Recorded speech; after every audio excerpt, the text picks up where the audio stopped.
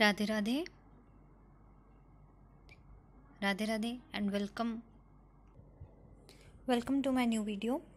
And in this video we are going to discuss about the third part of our presentation topic, which is the normal distribution. In this topic we are going to discuss about the confidence intervals. What are the confidence intervals and how can we interpret them? Okay, so today's topic is confidence intervals and its application in interpretation of result. कि confidence intervals कैसे क्या होते हैं, कैसे use किया जाता है और उसको इंटरप्रेट कैसे करते हैं.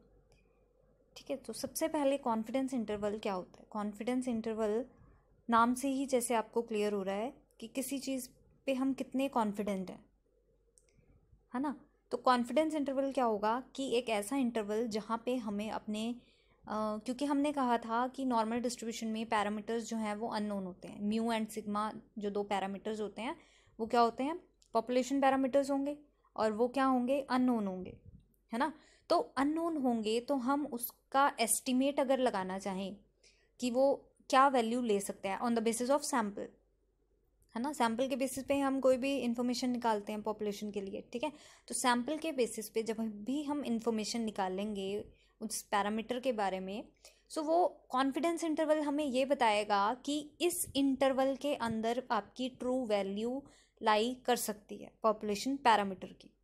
ठीक है, सो पैरामीटर्स की एस्टिमेटेड वैल्यू या ट्रू वैल्यू कहाँ लाई करेगी, किस इंटरवल के बीच में लाई करेगी, वो हमें कॉन्फिडेंस इंटरवल बताएगा. सो कॉन्फिडेंस इंटरवल का मतलब क्या है, जब हम सैम्पल के बेसिस पे पॉपुलेशन पैरामीटर्स का एस्टिमेशन करते हैं तो वो एस्टिमेटेड वैल्यू किस इंटरवल में लाई करेगी, ठीक है, किस रेंज के बीच में लाई करेगी, ये हमें कॉन्फिडेंस इंटरवल बताएगा. सो कॉन्फिडेंस इंटरवल क्या हुआ, इन स्टेटिस्टिकल इन्फ्रेंस, जब भी हम किसी कोई चीज़ का इन्फ्रेंस निकालते हैं, जब भी हमें किसी चीज़ की इन्फ्रेंस चाहिए होता है, मतलब हमें डिसीजन निकालना होता है किसी चीज़ का, तो वहाँ पे क्या हम करते हैं, एस्टिमेटेड वैल्यू यूज़ करते हैं पैरामीटर्स की. ठीक है, सैम्पल डाटा को यूज़ करके. So in statistical inference one wishes to estimate population parameters using observed sample data. A confidence intervals gives an estimated range of values. Estimated range of values का मतलब क्या हुआ कि आपको वैल्यू की range बता देगा कि इस रेंज से इस वैल्यू तक के बीच में आपका पैरामीटर की ट्रू वैल्यू जो है वो लाई करने वाली है. ठीक है, उसके बाहर नहीं जाएगी, जो रेंज आपने निकाली है उसके अंदर ही रहेगी. ठीक है, which is likely to include an unknown population parameter, मतलब उस रेंज के अंदर जो है आपका पैरामीटर लाई करेगा. The estimated range being calculated from a given set of sample data, और वो रेंज कहाँ से कैलकुलेट करेंगे, सैम्पल डाटा जो हमारे पास गिवन होगा उसके बेसिस पे. ठीक है, तो ये आपको कॉन्फिडेंस इंटरवल बताएगा कि कॉन्फिडेंस इंटरवल क्या करता है. ठीक है, next comes the selection of a CI. How to select a CI, और CI means confidence interval. Okay, तो कॉन्फिडेंस इंटरवल से को निकालने से पहले सबसे हम ये सिलेक्ट करते हैं कि कॉन्फिडेंस लेवल क्या होना चाहिए. ठीक है, एक हमने किया था लेवल ऑफ सिग्निफिकेंस, है ना, वैसे ही एक टर्म होती है कॉन्फिडेंस लेवल. ठीक है, या फिर लेवल ऑफ कॉन्फिडेंस आप बोल सकते हैं. सो कॉन्फिडेंस लेवल आपको क्या देगा कि एक ऐसा लेवल, एक ऐसा नंबर, एक ऐसी वैल्यू, या आप कह सकते हैं एक ऐसी प्रोबेबिलिटी आपको निकाल के देगा जहाँ हम कहें कि ये हमारा पॉपुलेशन पैरामीटर के लिए ट्रू होगा. ठीक है, ट्रू पॉपुलेशन पैरामीटर के लिए हमारे ये वाली वैल्यू हम ले सकते हैं. ठीक है, कि हमारा इंटरवल तो क्या देगा, हमें रेंज ऑफ वैल्यूज़ देगा कि इस रेंज से इस वैल्यू तक के बीच में आपका पॉपुलेशन पैरामीटर आ सकता है. कॉन्फिडेंस लेवल क्या करेगा, एक आपको प्रॉपर नंबर देगा, प्रोबेबिलिटी देगा कि ये प्रोबेबिलिटी लेके आप कॉन्फिडेंस इंटरवल निकाल सकते हो. ठीक है, सो तो चॉइसेस क्या क्या होती हैं हमारे पास, एक हमने किया था चॉइसेस क्या क्या होंगी हमारे पास, 90%, 95% कॉन्फिडेंस इंटरवल. CI की चॉइसेस क्या क्या हो सकती है, 90% CI ले सकते हो आप, 95% कॉन्फिडेंट, मतलब कॉन्फिडेंस लेवल है ये, CL कॉन्फिडेंस लेवल, ठीक है। ये लेवल, कॉन्फिडेंस लेवल आप क्या क्या ले सकते हो, 90%, कि आप 90% श्योरिटी के साथ कह रहे हो, 95% मीन्स 95% श्योर हो आप, ठीक है। और एक होता है 99%, कि आप 99% श्योरिटी के साथ आप कॉन्फिडेंस इंटरवल निकाल रहे हो, ठीक है। कॉन्फिडेंस इंटरवल एक हमने टर्म की थी लेवल ऑफ सिग्निफिकेंस, ठीक है, लेवल ऑफ सिग्निफिकेंस। अब लेवल ऑफ सिग्निफिकेंस और कॉन्फिडेंस लेवल काफ़ी एक दूसरे के अपोजिट हैं, एक दूसरे के राइवल कह सकते हैं हम, जैसे नल और अल्टरनेटिव होते हैं आपस में, वैसे ही लेवल ऑफ कॉन्फिडेंस और लेवल ऑफ सिग्निफिकेंस और कॉन्फिडेंस लेवल भी एक दूसरे के अपोजिट हैं। लेवल ऑफ कॉन्फिडेंस लेवल हमें क्या बताएगा कि हम कितनी श्योरिटी के साथ अपना डिसीजन बता रहे हैं, कितनी श्योरिटी के साथ अपना इन्फ्लुएंस दे रहे हैं, ठीक है। लेवल ऑफ सिग्निफिकेंस क्या बताएगा कि हम कितना % रिस्क हम बियर कर सकते हैं, मतलब कितना हम एरर की मार्जिन रख रहे हैं, ठीक है। तो 90% के लिए कितना हो जाएगा, क्योंकि टोटल हमने बनाना है 100%, तो 90% के लिए कितना लेवल होगा, 10% का लेवल, ठीक है। 95% के लिए कितना होगा, 5% का लेवल हो जाएगा, और 99% के लिए कितना होगा, 1% का लेवल हो जाएगा आपका। इसका मतलब क्या हुआ कि लेवल ऑफ सिग्निफिकेंस में आप वहाँ पे रिस्क फैक्टर बता रहे हो अपना, कि इतना इतना रिस्क है, इतना इतना एरर हम बियर कर सकते हैं, ठीक है। तो 10% एरर के साथ हम 90% कॉन्फिडेंस इंटरवल लेते हैं, 5% एरर के साथ हम 95% लेते हैं, 1% के साथ हम 99% श्योरिटी देते हैं। तो ये आपका level of confidence, level of significance और कॉन्फिडेंस लेवल आपका एक दूसरे के राइवल होंगे, एक दूसरे के बिल्कुल अपोजिट होंगे, ठीक है। तो ये तो था लेवल ऑफ सिग्निफिकेंस और कॉन्फिडेंस लेवल के बीच में क्या क्या रिलेशन है, क्या क्या ठीक है, क्या क्या रिलेशन हो सकता है, ठीक है। अब आता है कि 95% कॉन्फिडेंस इंटरवल क्या बताएगा। 95% अगर आप लेवल ले रहे हो किसी चीज़ का, 95% लेवल क्या शो करेगा, 95% लेवल की अगर आप उसका नॉर्मल कर्व बनाते हो तो 95% लेवल मतलब 95% एरिया कवर करेगा, उसको एरिया बताएगा कि आपकी नॉर्मल कर्व में इतना एरिया कवर होगा, ठीक है। तो कॉन्फिडेंस इंटरवल जो है आपका एरिया बताएगा कि नॉर्मल कर्व में आपका कितना एरिया कवर होगा, जितना ये लेवल होगा उतना ही एरिया यहाँ पे कवर होगा।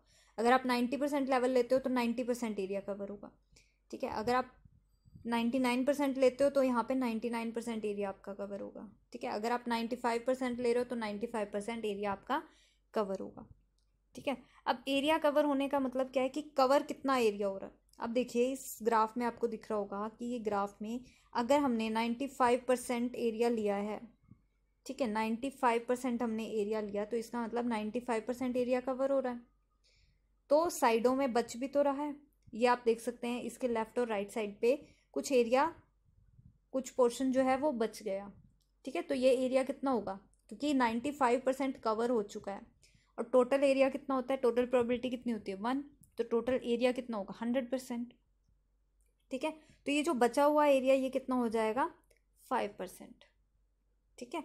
तो इस तरीके से आप उसको देख सकते हैं, जैसे अभी हमने डायग्राम में देखा कि हमने 95% एरिया, जितना एरिया हमारा कवर होगा उतना ही हमारा कॉन्फिडेंस इंटरवल बताएगा कि कितना एरिया कवर होना चाहिए, ठीक है। So selection of confidence interval और confidence level for an interval determines the probability that confidence interval produced will contain the true parameter value। मतलब कॉन्फिडेंस लेवल का सिलेक्शन क्या बताएगा कि एक ऐसी प्रोबेबिलिटी बताएगा कि कॉन्फिडेंस इंटरवल में हमारा ट्रू वैल्यू पैरामीटर जो है वो लाई करेगा, कितनी प्रोबेबिलिटी होगी इसकी, ठीक है। ट्रू पैरामीटर के कॉन्फिडेंस इंटरवल में लाई करने की प्रोबेबिलिटी हमें कौन बताएगा, कॉन्फिडेंस लेवल, ठीक है।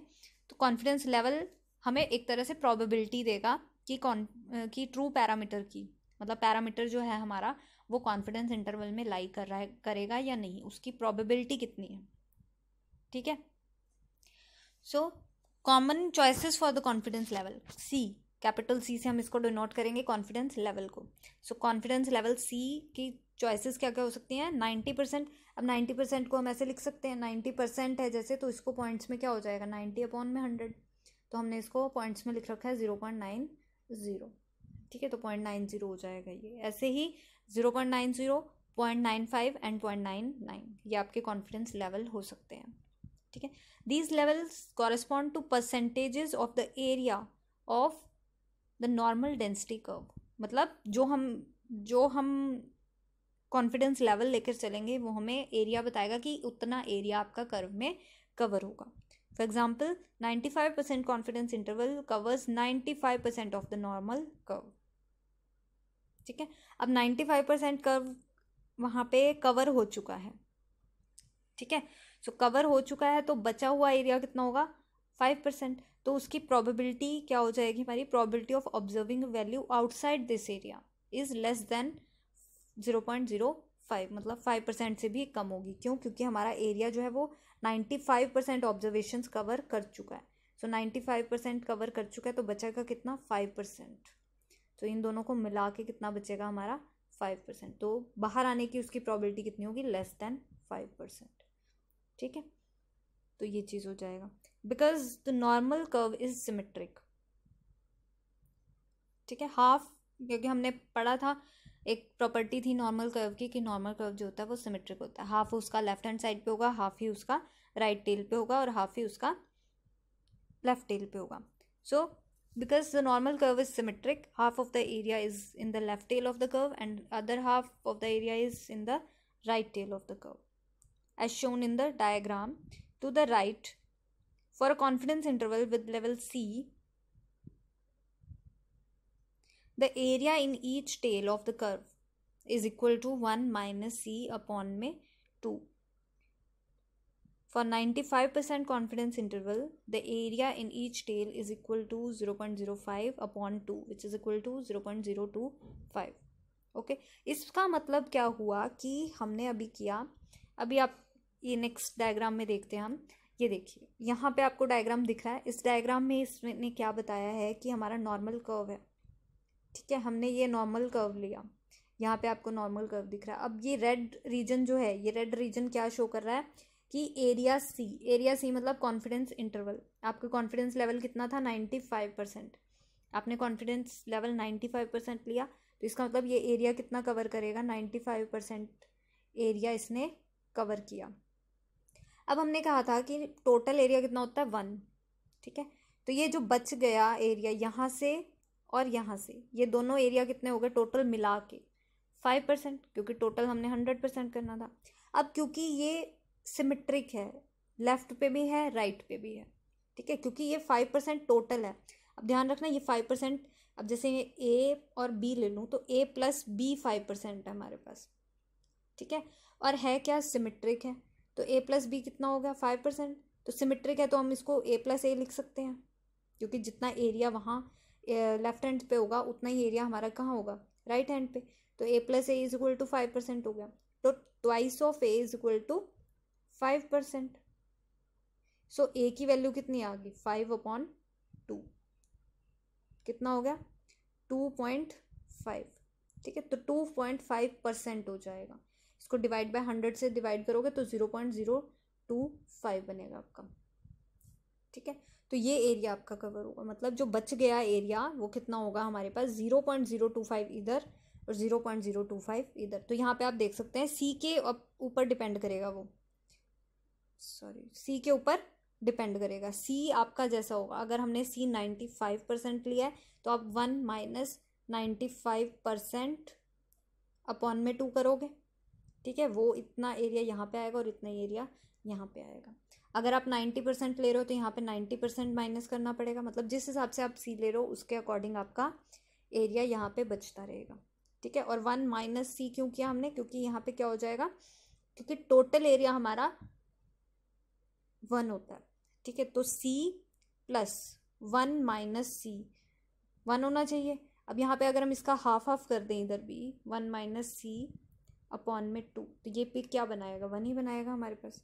ठीक है, तो इस तरीके से हम इसको सॉल्व कर सकते हैं। तो हमने हाफ इधर ले लिया और हाफ ही हमने इधर ले लिया।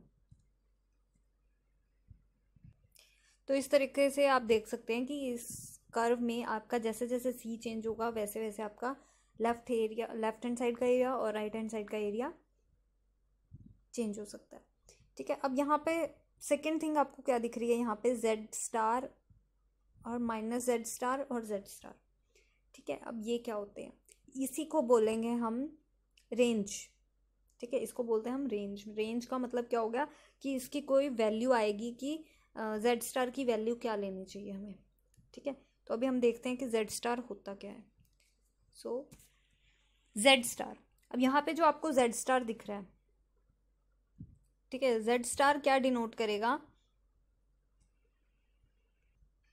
अब जेड स्टार आप देख सकते हैं यहाँ पे, इस जेड स्टार का मतलब क्या है, इस जेड स्टार का मतलब क्या होगा कि अगर हम कोई वैल्यू, अगर हम कोई प्रोबेबिलिटी निकाल रहे हैं कि एक वैल्यू जो है वो इससे ग्रेटर है इस जेड स्टार से, तो उसकी प्रोबेबिलिटी कितनी होगी 0.025, जो हमारा वैल्यू आई थी 1 माइनस सी अपॉन 2 करके, यही आया था ना, 0.025 किया था हमने। तो इसका मतलब क्या है कि इस जेड स्टार से बाहर अगर हम जाते हैं, कोई वैल्यू अगर हमारी इस एरिया में लाई करेगी तो उसकी प्रोबेबिलिटी कितनी होगी 0.025। और अगर उस वही अगर कोई वैल्यू इसके अंदर लाई करेगी, मतलब इससे लेस होने की प्रोबेबिलिटी कितनी हो जाएगी, क्योंकि टोटल प्रोबेबिलिटी कितनी होती है हमारे पास 1 होती है। तो अगर मैं कहूँ कि प्रोबेबिलिटी z कोई भी वैल्यू है less than equal to Z star, इससे कम हो, इस जेड स्टार से कम हो, अब कम में क्या हो जाएगा, ये एरिया भी कवर हो जाएगा। कम का मतलब तो कहीं भी जाए, तो यहाँ पे भी आ सकती है वो एरिया वो वैल्यू। ठीक है, तो वो वैल्यू इस पूरे एरिया में कहीं भी आए तो उसकी प्रोबेबिलिटी कितनी हो जाएगी 1 minus 0.025 which is equal to कितना हो जाएगा 0.975 समथिंग, इस तरीके से कोई ना कोई वैल्यू आएगी आपके पास। ठीक है, तो टोटल आपका वो 1 बनाएगी। ठीक है, तो यहाँ पे आप 975 इसकी वैल्यू आ जाएगी कि जेड स्टार से कम होने पे कितनी वैल्यू होगी और जेड स्टार से ग्रेटर होने पे कितनी वैल्यू होगी। ठीक है, तो जेड स्टार हमें क्या वैल्यू देगा, एक ऐसी वैल्यू, एक ऐसी प्रोबेबिलिटी देगा, मतलब कि अगर हमें कोई वैल्यू हम ऑब्जर्व कर रहे हैं और वो ग्रेटर देन जेड स्टार आ जाए तो उसकी वैल्यू कितनी होगी 0.025, मतलब सिंपली 1 माइनस सी अपॉन में 2, जो भी आपका सी होगा सी के अकॉर्डिंग आपके वैल्यूज चेंज होते रहेंगी। ठीक है, तो ये वैल्यू क्या होगी 1 minus C upon 2, probability of Z greater than Z star. ठीक है,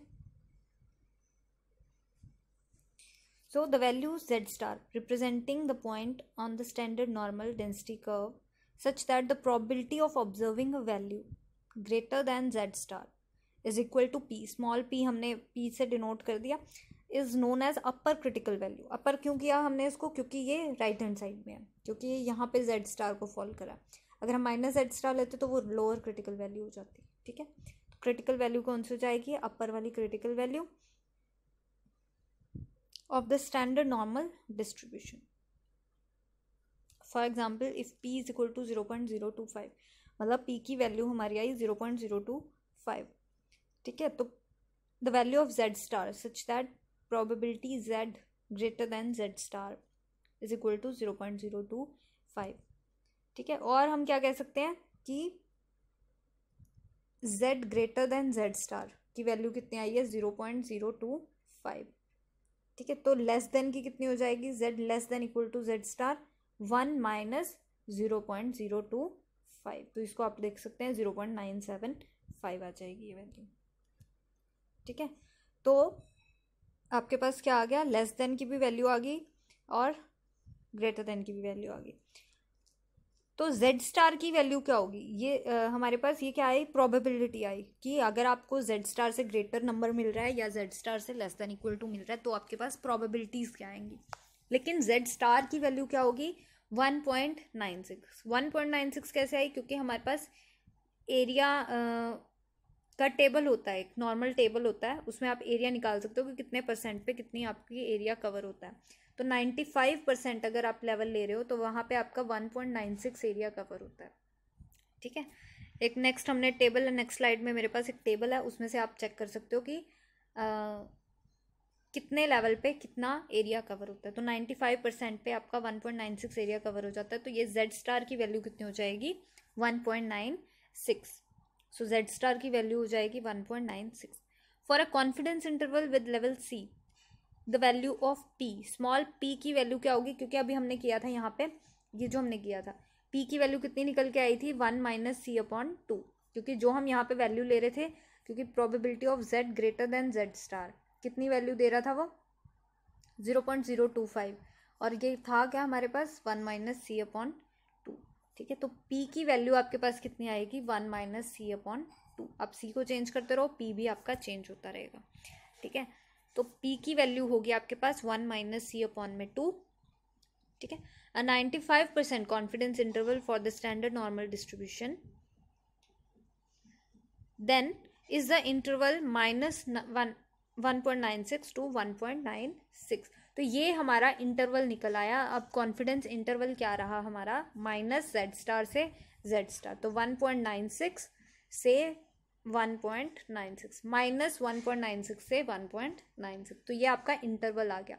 तो ये आपका कॉन्फिडेंस इंटरवल निकल के आया। इसका मतलब क्या है कि आपका जो पॉपुलेशन पैरामीटर है वो इस रेंज के बीच में आएगा। ठीक है, तो माइनस 1.96 से 1.96, तो आपका पॉपुलेशन पैरामीटर इस रेंज के बीच में आने वाला है। ठीक है, तो कॉन्फिडेंस इंटरवल ये बताएगा, ये ऐसा इंटरवल आपको देगा, ऐसी रेंज आपको देगा कि इस रेंज से इस रेंज के बीच में आपको वैल्यूज आपकी लाई करेंगी। ठीक है, सो कॉन्फिडेंस इंटरवल की बात हो गई। Since 95% of the area under the curve falls within this interval. ठीक है, क्योंकि 95% लेवल हमारा क्या था 95%, तो 95% पे हमारा इंटरवल कितना बन गया, माइनस 1.96 से 1.96। सो ये था कि कैसे इंटरवल निकालते हैं, कॉन्फिडेंस इंटरवल कैसे निकालते हैं। नेक्स्ट हम करते हैं कि हमारा टेबल हमने यहाँ पे लिया है कि किस नॉर्मल प्रोबेबिलिटी कर्व में कितने एरिया कितने z की किस वैल्यू पे आपको कितना एरिया कवर होने को मिलता है। मतलब अगर आप कॉन्फिडेंस इंटरवल इस हिसाब से रखते हैं तो आपकी वैल्यू क्या क्या आने वाली है। ठीक है, so the following table gives the area under normal probability curve for some important values of standard normal variate z। Capital Z क्या है, स्टैंडर्ड नॉर्मल वेरिएट। तो अगर स्टैंडर्ड आपको यहाँ पे फर्स्ट कॉलम में दिख रहा होगा distances from the mean ordinates in terms of plus minus sigma. ठीक है, और यहाँ पे है एरिया अंडर द कर्व। तो आपको यहाँ पे वैल्यूज दिखने को मिल रहे हैं कि अगर आपका Z कैपिटल Z की वैल्यू जो है वो प्लस माइनस 0.745 आ जाती है, तो आपका 50% एरिया वहाँ पे कवर होता है। ठीक है, तो इस हिसाब से आप देख सकते हैं कि कितना कितना एरिया कहाँ कहाँ पे किस वैल्यू पे कवर होता है। ठीक है, तो Z की इस वैल्यू पे 50% एरिया कवर होगा। अगर Z की वैल्यू प्लस माइनस 1 आ रही है तो 68.26% एरिया कवर होगा।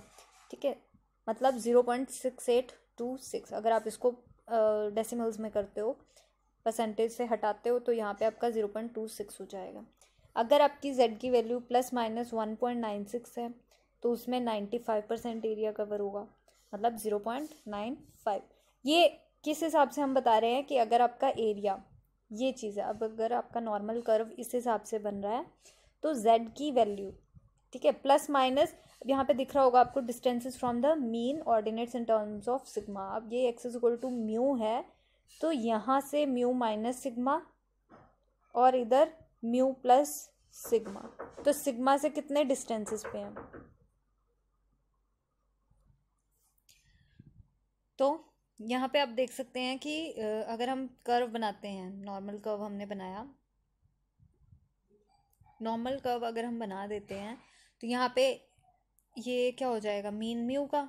ठीक है, ये point X is equal to mu, ये अगर हम लाइन ले mu sorry X minus mu upon में सिग्मा, या फिर sorry mu minus sigma, simply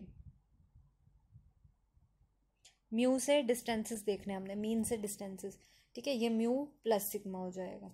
अगर हम अगला पॉइंट ले म्यू प्लस 2 सिग्मा, ठीक है, ये हो जाएगा म्यू माइनस 2 सिग्मा। तो अगर इसकी वैल्यूज़, ये वैल्यूज़ हमें बता रहा है, ठीक है, ये वैल्यूज़ जितनी जितनी होंगी, 0.745 होगी तो 50% एरिया कवर होगा, ये वैल्यू 1 आएगी तो 68.26 एरिया कवर होगा। अगर z is equal two plus minus 1.96 होगा तो आपका 95% एरिया कवर होगा, जैसे अभी हमने किया। ठीक है, 0.95, z की वैल्यू 2 आ जाती है तो वहाँ पे आपका 95.44 एरिया कवर होगा, ठीक है। 2.5 आ जाती है तो 99% एरिया कवर होगा, मतलब 0.99 हो गया। अगर z की वैल्यू 3 आ जाती है तो इसका मतलब क्या हो गया कि 99.73 एरिया आपका कवर होने वाला है। ये वैल्यूज़ बाकी आप टेबल में से भी देख सकते हो। ये तो थोड़ी सी वैल्यूज़ मैंने यहाँ पे लिखी हुई हैं, लेकिन आपका को पूरा एक नॉर्मल प्रोबेबिलिटी कर्व का टेबल मिलता है। आप उस टेबल में से सारी वैल्यूज़, कोई भी वैल्यूज़ आप उस टेबल में से देख सकते हो, ठीक है। सो नेक्स्ट चलते हैं।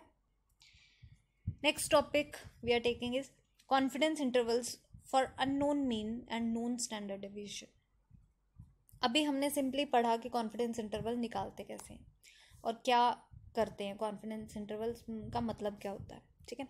अब आता है कि अगर हमारे पास किसी डिस्ट्रीब्यूशन का मीन हमें नहीं पता लेकिन हमें उसका स्टैंडर्ड डेविएशन पता है, ठीक है।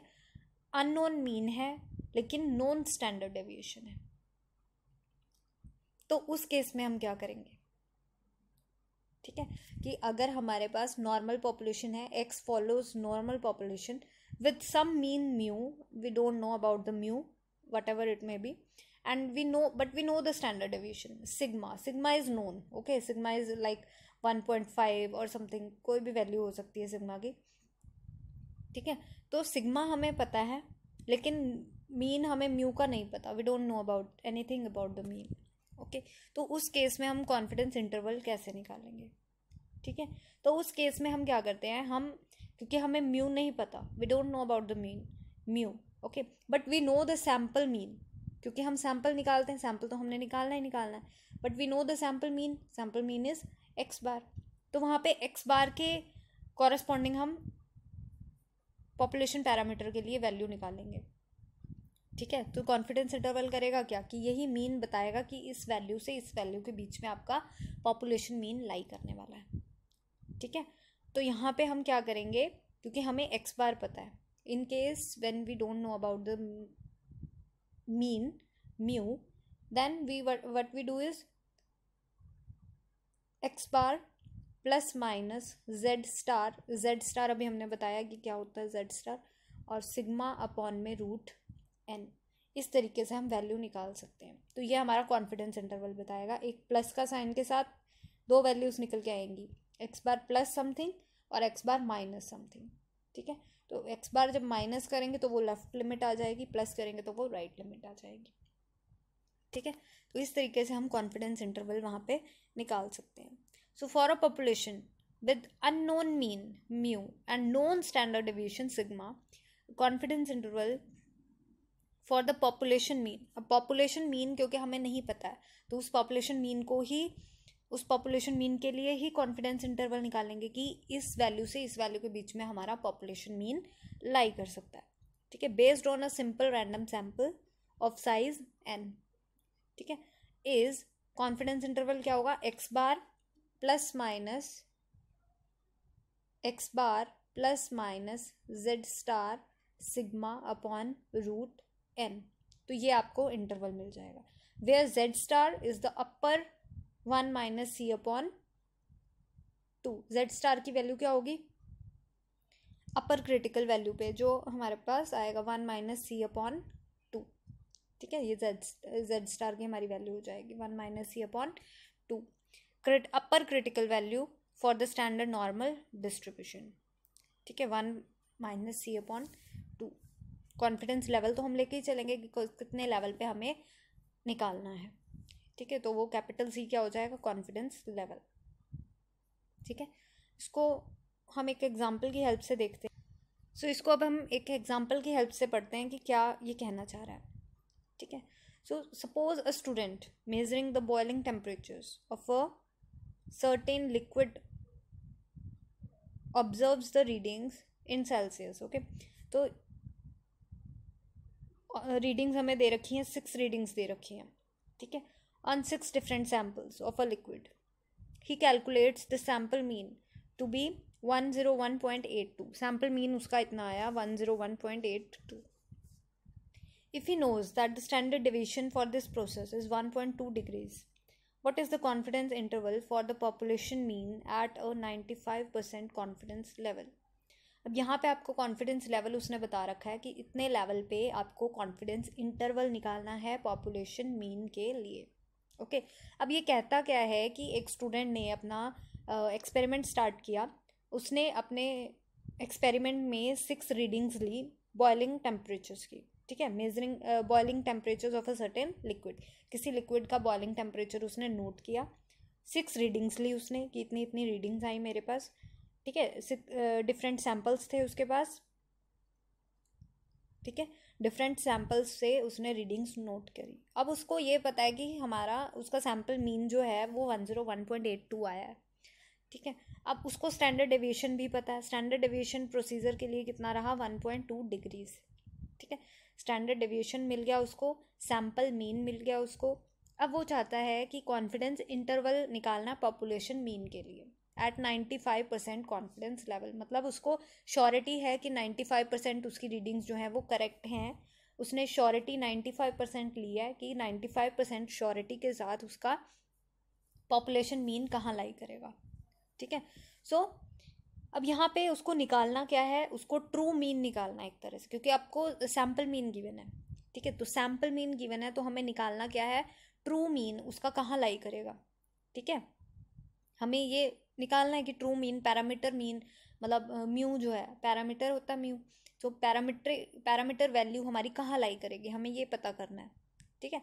अगर ये डिस्ट्रीब्यूशन जो है वो नॉर्मल डिस्ट्रीब्यूशन बनती है हमारे पास, तो डिस्ट्रीब्यूशन नॉर्मल है तो हम क्या करेंगे, यहाँ पे सैम्पल मीन की डिस्ट्रीब्यूशन क्या होगी, सैम्पल मीन एक्स बार जो है वो क्या फॉलो करता है आपके पास, X bar follows normal, if x follows normal distribution with mean mu and variance sigma square, then sample mean x bar follows mean mu, normal distribution with mean mu and standard deviation sigma upon root n। तो x बार की distribution क्या होती है, sigma upon root n हो जाता है वहाँ पे। ये हमने किया था स्टैंडर्ड एरर वाले क्वेश्चन, जब हमने स्टैंडर्ड एरर की थी लास्ट टॉपिक में, तो x बार की स्टैंडर्ड एरर कितनी हुई थी, सिग्मा अपॉन रूट n, है ना, यही थी। तो यहाँ पे एक्स बार क्या है, सैम्पल मीन की डिस्ट्रीब्यूशन क्या होगी, म्यू और सिग्मा अपॉन रूट एन, ठीक है। तो यहाँ पे क्या हो जाएगा, in other words student wishes to estimate the true mean boiling temperature of the liquid using the result of his measurement. If the measurement follow normal distribution, then the sample mean will have the distribution normal distribution with mean mu and sigma and standard deviation sigma upon root n। ये एक तरह से क्या हो जाएगा, उसका standard error, ठीक है। तो सिंस द सैम्पल साइज कितना है अब हमारे पास, सैम्पल साइज की वैल्यू कितनी है, स्मॉल एन कितना है हमारे पास 6, ठीक है। सिग्मा की वैल्यू इसने दे रखी है 1.2, सिग्मा की वैल्यू हमारे पास आ चुकी है 1.2 और एन की वैल्यू कितनी है 6, और म्यू हमें बताना है कि म्यू की रेंज कहाँ से कहाँ लाई कर सकती है, ठीक है। तो यहाँ पे सिग्मा अपॉन रूट एन क्या हो जाएगा, सबसे पहले तो सिग्मा 1.2 अपॉन अंडर रूट 6, तो इसको आप सॉल्व करोगे तो 0.49 दिखाएगा आपको, ठीक है। सबसे पहले तो आपको सिग्मा अपॉन रूट एन ही निकालना है कि ये वैल्यू कितनी दे रहा है, तो 1.2 अपॉन रूट 6 हो जाएगा 0.49। तो आपको यहाँ से मिल गया, since the sample size is 6, standard deviation of the mean is equal to 1.2 upon square root of 6, तो ये कितना हो गया 0.49। तो यहाँ से आपको सिग्मा अपॉन रूट एन की वैल्यू मिल गई कि 0.49 आपका सिग्मा अपॉन रूट एन होगा, ठीक है। सो नेक्स्ट चीज़ क्या है,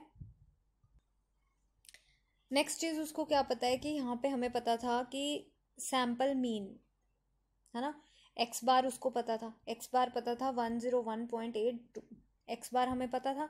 अब यहाँ से हमारे पास सिग्मा अपॉन रूट एन भी आ गया 0.49।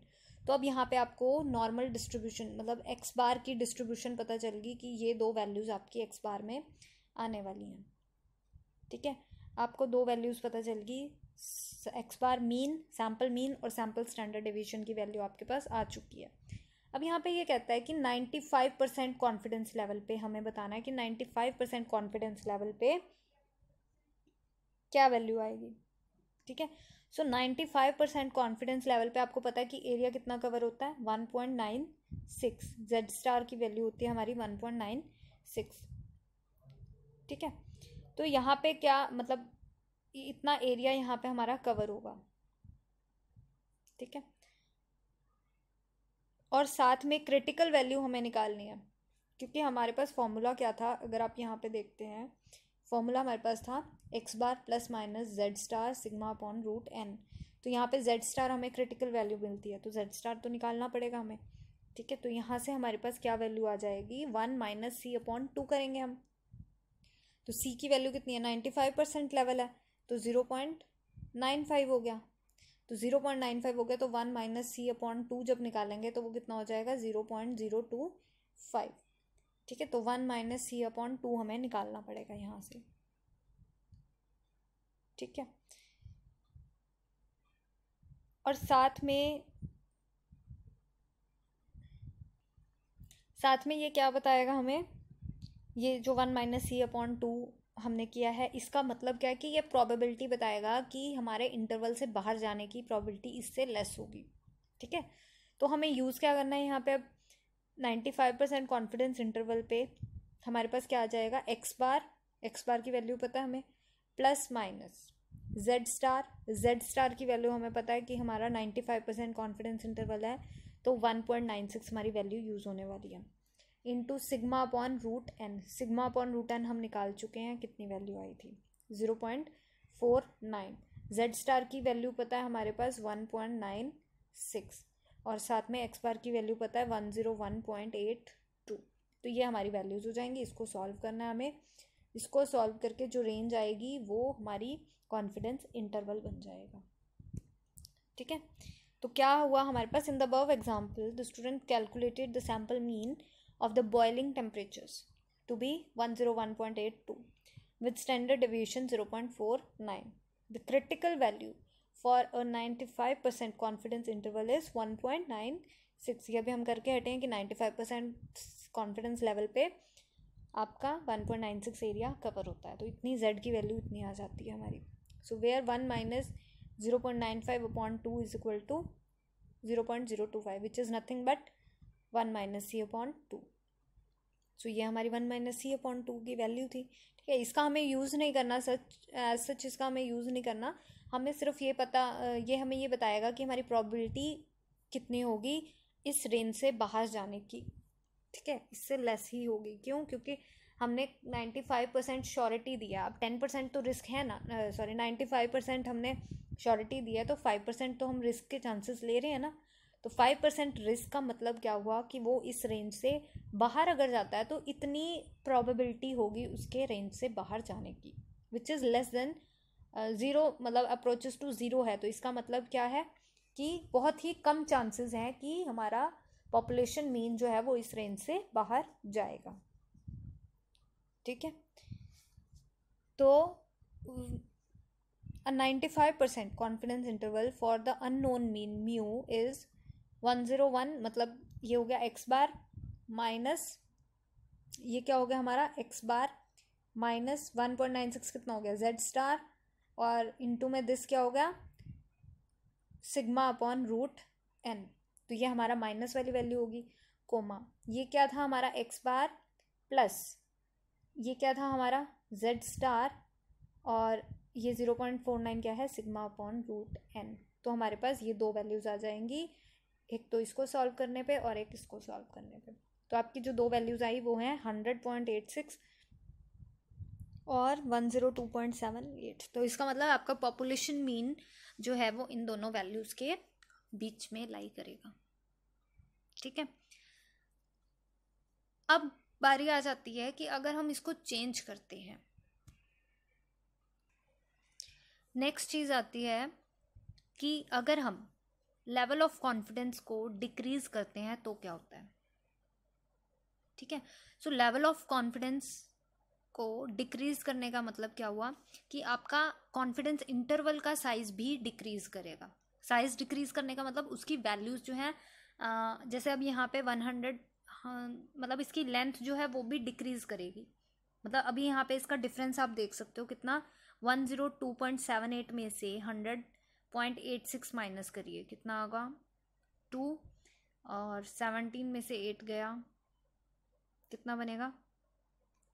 सो इसका साइज डिक्रीज करने का मतलब क्या हुआ कि अगर आप 102 में से 102.78 में से 100.86 माइनस करते हो तो यहाँ गया 2, ये हो गया 9 और 1.92, तो आपके पास ये वैल्यू मिलने वाली है कि 1.92 इसका साइज है, मतलब इंटरवल का size, length of the interval, size of the interval. ठीक है, तो ये अब याद रखना 1.92 आई है हमारी। ठीक है, चलिए 1.92, तो यहाँ पे हमारे पास क्या हो जाएगा कि अगर हम कॉन्फिडेंस लेवल का साइज डिक्रीज करते हैं, मतलब अभी हमारे पास कॉन्फिडेंस इंटरवल लेवल कितना था 95%, तो इसको अगर हम डिक्रीज करते हैं, इसको 90 पे ले आते हैं, ठीक है, तो अगर हम कॉन्फिडेंस लेवल का साइज डिक्रीज कर रहे हैं तो इसके इंटरवल में भी डिक्रीज होगा। कैसे डिक्रीज होगा, देखिए, suppose the student was interested in 90% confidence level for the boiling temperature. अब उसने 90% पे कॉन्फिडेंस, मतलब श्योरिटी उसकी कितनी है 90%, तो 10% उसका कितना हो गया रिस्क फैक्टर। ठीक है, सो 90% कितना हो गया हमारे पास, कॉन्फिडेंस इंटरवल लेवल कितना है उसके पास 90%, तो सी की वैल्यू कैपिटल सी कितना हो जाएगा यहाँ पे 90%। ठीक है, तो कैपिटल सी की वैल्यू होगी 90% और 1 माइनस सी अपॉन 2 कितना होगा इस केस में 0.05। ठीक है, तो क्रिटिकल वैल्यू 90% पे क्रिटिकल वैल्यू कितनी होती है, जेड स्टार की क्रिटिकल वैल्यू 90% पे 1.645। ये आप टेबल जेड एनपीसी का टेबल होता है, तो वहाँ से आप चेक कर सकते हैं कि 90% पे इतनी वैल्यू आपको मिलेगी। ठीक है, तो उस केस में हमारे पास क्या हो जाएगा, X bar plus minus Z star into sigma upon root N. अब यहाँ पे सिग्मा सेम रहने वाला है, एक्स बार सेम रहने वाला है, एन सेम रहने वाला है, चेंज क्या हुआ सिर्फ जेड स्टार। ठीक है, तो एक्स बार की वैल्यू कितनी हो गई ये जो यहाँ पे आपको दिख रहा है 101.82, ये हमारा हो गया एक्स बार, माइनस ये किसकी वैल्यू होगी 1.645, हमने अभी बताया कि जेड स्टार की वैल्यू हो जाएगी। ठीक है, और ये कितना होगा सिग्मा अपॉन रूट एन। ठीक है, ये तो हो गया हमारा लेफ्ट लिमिट। राइट लिमिट क्या हो जाएगी 0.this, ये हमारा एक्स बार प्लस ये हमारी वैल्यू हुई जेड स्टार की 1.645 और 0.49 कितना हुआ सिग्मा अपॉन रूट एन। तो ये हमारी वैल्यू हो जाएगी। इसको अगर हम सॉल्व करेंगे तो हमें बनेगा 101.01 और सेकेंड वैल्यू आ जाएगी आपके पास 102.63। ठीक है, तो अब इसका लेंथ चेक करिए 102.63 और यहाँ पे है 101.01, इसको चेक करेंगे तो 261, तो 1.62 और उधर कितना आया था 1.92, तो उसकी लेंथ ज़्यादा थी, इसकी लेंथ क्या है कम है। ठीक है, तो साइज ऐसे डिक्रीज करेगा, जैसे जैसे आप लेवल ऑफ कॉन्फिडेंस डिक्रीज करेंगे वैसे वैसे आपकी लिमिट भी, कॉन्फिडेंस इंटरवल भी डिक्रीज करेगा। ठीक है, तो a decrease in level of confidence results in the decrease in size of confidence interval. तो जैसे जैसे लेवल अगर आप लेवल इंक्रीज करते हो तो आपकी वैल्यूज इंक्रीज करेंगी, तो आपको ज़्यादा पॉइंट्स मिलेंगे। अब वही आप ग्राफ से ही देख सकते हैं, देखो ग्राफ से ही पता चलता है ये बात कि अगर आपका नॉर्मल कर्व है, जितना आप उसका लेवल ले रहे हो 90% का, सपोज 90 से स्टार्ट करते हैं, 90% का मतलब एरिया कम होगा तो उसकी ये जो लेंथ है वो भी कम होगी। 95% का मतलब क्या है कि एरिया थोड़ा बढ़ गया। अब 95% एरिया कवर हो रहा है तो इसका मतलब उसकी लेंथ भी बढ़ेगी। ठीक है, उस इंटरवल की। ठीक है, 99% लोगे तो सबसे मैक्सिमम एरिया कवर होगा, मैक्सिमम एरिया कवर होगा तो इसका मतलब उसकी लेंथ और बढ़ेगी। तो यहीं से ग्राफ से ही देखने को मिलता है कि जैसे जैसे आप कॉन्फिडेंस लेवल में इंक्रीज या डिक्रीज करते हो वैसे वैसे आपके कॉन्फिडेंस इंटरवल भी इंक्रीज या डिक्रीज करते हैं। ठीक है, आपको यहाँ से ग्राफ से ही देखने को पता चल रहा है कि अगर आप 90% लोगे तो कम एरिया कवर होगा, 95% लोगे तो 90 से तो ज़्यादा ही कवर होगा। ठीक है, तो कॉन्फिडेंस इंटरवल भी बढ़ा हुआ आएगा 90 से। ठीक है, अगर आप 99% श्योर हो तो आपका 99% एरिया कवर होगा, तो उसमें 95 से भी ज़्यादा वैल्यूज़ आएंगी। ठीक है, तो यहाँ से आपको ग्राफ से ही देखने को पता चल जाता है कि जैसे जैसे आप इंक्रीज़ या डिक्रीज़ करोगे एरिया में भी वैसे वैसे चेंजेस आएंगे और उनकी लिमिट कॉन्फिडेंस इंटरवल जो है वो भी चेंज होता हुआ नज़र हो जाएगा। ठीक है, so this was all about today's video. In the next lecture we will discuss about the next confidence interval, and some examples will be there and some applications of normal distribution. So till then, Radhe Radhe.